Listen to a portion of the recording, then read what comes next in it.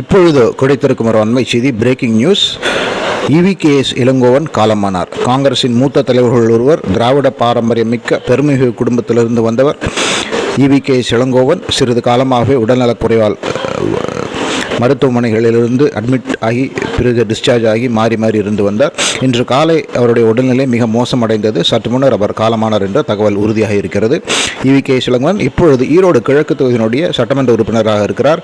காங்கிரஸ் கட்சியில் பல முக்கியமான பொறுப்புகளில் இருந்திருக்கிறார். மிக சர்ச்சைக்குரிய கருத்துக்களை பேசுவதிலே மிக பெயர் பெற்ற EVKS இளங்கோவன் காலம் சென்ற முதலமைச்சர் ஜெயலலிதா குறித்து பல சர்ச்சை கருத்துக்களை தெரிவித்துகிறார் என்பது குறிப்பிடத்தக்கது. மிக பாரம்பரியமிக்க ஒரு திராவிட குடும்பத்திலிருந்து வந்தவர்.